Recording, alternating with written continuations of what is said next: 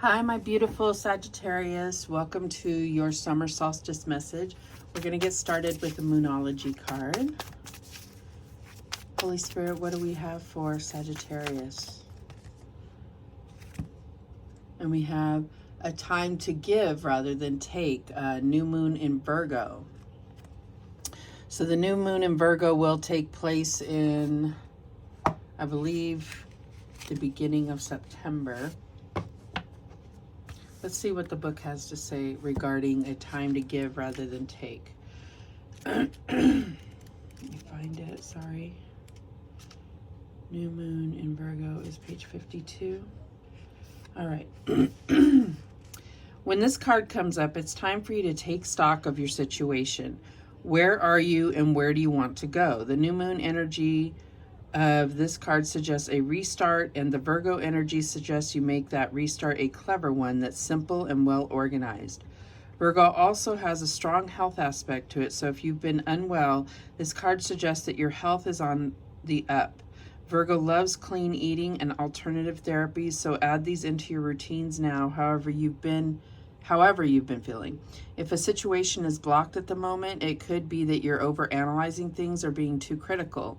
It's time to ask less what someone else can do for you and to think more about what you can do for others. So it says to recommit to healthy morning and evening routines. Gradual improvements are coming. Pay attention to detail if you want success without being pedantic. Okay. Be of service to others and love and money will follow. The person you're asking about is reliable. Virgo is the sign of health, service, and analysis. Its energy is precise and has a feel of the harvest about it. When this card comes up, it could be that a wonderful bounty is coming your way. However, the energy of the new moon in Virgo is usually about getting your life in order. So that's what you need to do at the time of the Virgo new moon and whenever else you pull this card. So I do feel like it says a time to give rather than take, and that was discussed, but it was also talking about not being over analytical and really, but being clever about where you want to go and why. All right, so let's see what else comes out. What else do we have for Sagittarius? We have turn away. So this is also about being, having a little level of discernment for things like when you see negative energy coming your way, or when you have certain opportunities that aren't worthy of you, or, just understanding when it's time to fold and when it's time to hold. So what else do we have? And we have contemplation. So I feel like this is that overthinking that they were discussing. So I feel like let go of overthinking, and I feel like the answers will have room to come to you, if that makes sense. So I'm going to use the Affirmators Tarot. This is really a fun deck, very summery. It really is much more light, and it reminds us not to take ourselves so seriously. Okay, so what is the recent past energy? Wait, let me just shuffle up a little bit. I just feel like these need to be shuffled a little better.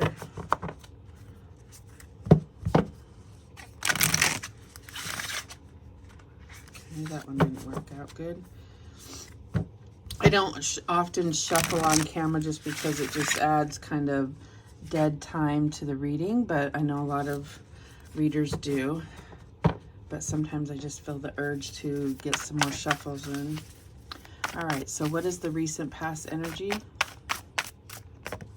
And we have the Two of Cups. So this could definitely be in regard to a relationship, overthinking a relationship, trying to get that balance. A time to give rather than take is just being like, maybe it's just been out of balance, one-sided a lot of times.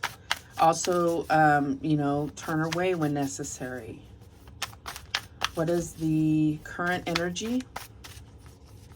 And we have the Five of Pentacles. So you may be feeling kind of alone and isolated, unsupported, and feeling like there's not enough. That attitude, and I think I said this in your last reading, that attitude of, feeling like there's not enough could definitely make you feel, or it kind of creates that flow of not enough. You know, the universe gives you what you focus on. So if you feel like there's not enough to cover things, then they're just going to give you more reasons to feel that way. All right, so what is the challenge here for Sagittarius? And we have strength. So I feel like this is about willpower. And I don't know why, but I mean, strength can definitely talk about willpower, but I feel strongly that this is about willpower and, you know, like kind of holding yourself back on certain things. I feel like you know what those things are. Could be anything, could be, you know, substances, it could be spending. I just feel like there's something about holding back. And we have death as the advice. So yeah, I feel like there's a cycle that needs to end immediately. That's what death comes in to do. And it could also be, you know, death. It could also be where someone someone in your life you're losing, and maybe you already did. This is a time of grief. But whatever it is, it's changing your cycle. All right, so what is the outcome here? But I definitely see a correlation between turn away and death here. So it's like, you know, ending a situation, you don't have to give a reason why, just turn away. And the outcome is the Sun. Absolutely beautiful.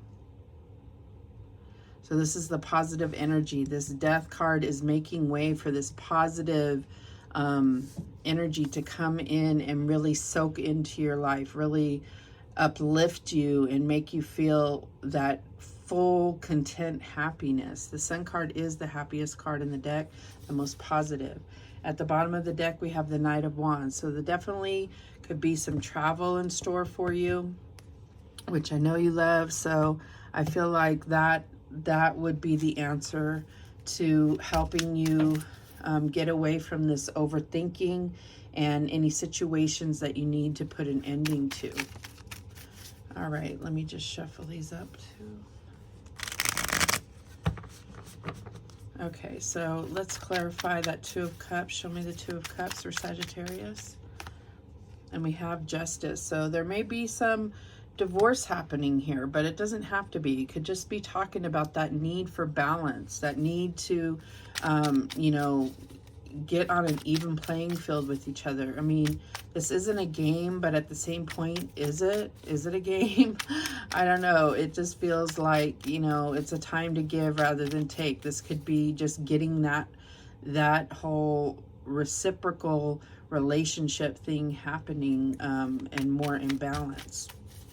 All right, so what is this Five of Pentacles? And we have the Page of Wands. So I feel like one person is more driven in the relationship and one person is not. What is the strength here as the challenge? And we have the Emperor, getting control. And okay, so this is the other thing, is the need for control. That, you know, it's like, that is, turn away from that. Don't overthink this. This is not about having control of another person or being the dominant one in a relationship. There's definitely a need for balance here. All right, so what's this Death about? And we have the Fool. So this is going on a brand new adventure, and it is alone. So maybe there is a trip or something that needs to be taken, or maybe this is you going your own way and them going their own way. It's funny how these cards mirror each other. You know, he's got the scythe behind him and he has his little sack behind him. I mean, that is just, it's about going in separate directions for sure. All right, so show me the Sun. Show me that Sun there. And we have the Seven of Swords. So something's going to become very clear that has been getting in the way of this relationship. And it could be some, you know, betrayals here. It could be you betrayed. But regardless, I feel like sometimes you look at this card and it's like these are your own thoughts being held against you, or your own weapons formed against you. And they say, no weapons formed against me shall prosper, but these are your, I felt like almost like your own weapons are being used against you. But this is all going to become clear and come out positive in your favor. At the bottom of the deck, yeah, we have the Six of Wands. So underneath that Knight of Wands, it's like nothing can be stopped in that situation. It's absolutely going to go in your favor. All right, so let's get a Sacred Seat Oracle for the guidance. What guidance do we have for Sagittarius? And we have the Kundalini Sea Queen. Command self-resilience.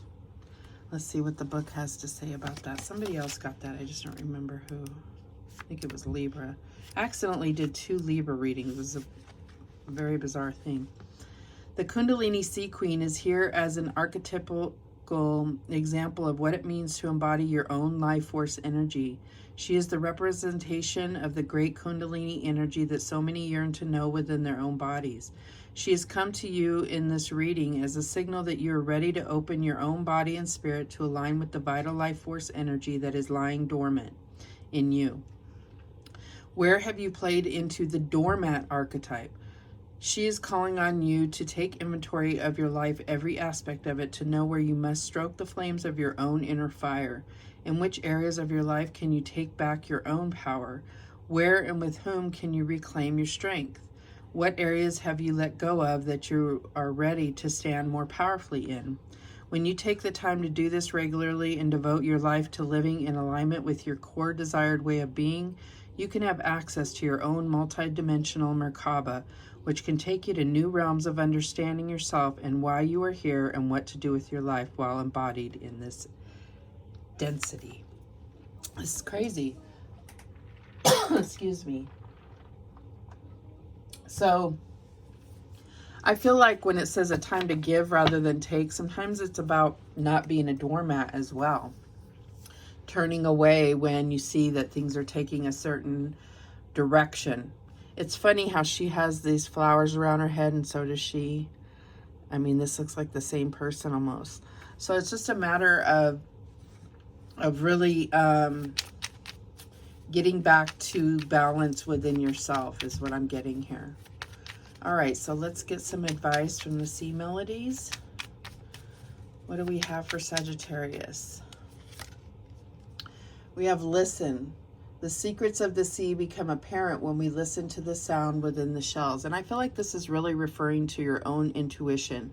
When things don't go quite hit you right, that there's a reason for that. That's your alarm that says something's not right about what's being said. It's your own personal lie detector. And we have dive. You don't find pearls on the seashore. So this is about kind of taking things to a deeper level within yourself. This is all about what you can do for yourself, not necessarily for this relationship. If this relationship is meant to withstand it, it will. All right, this is the last one, empathy. There's more beneath the surface. So this is also about seeing, you know, we did talk about this mirroring effect. This is also about seeing or feeling or being understanding and empathetic and empathic to what others are feeling in a situation. And I feel like that this is part of what you're giving, is that compassion and grace to another. All right, those are the messages that came through for you. Thank you so much for watching. I do appreciate it, and have a wonderful summer. And remember, the universe has your back, and so do I. Take care.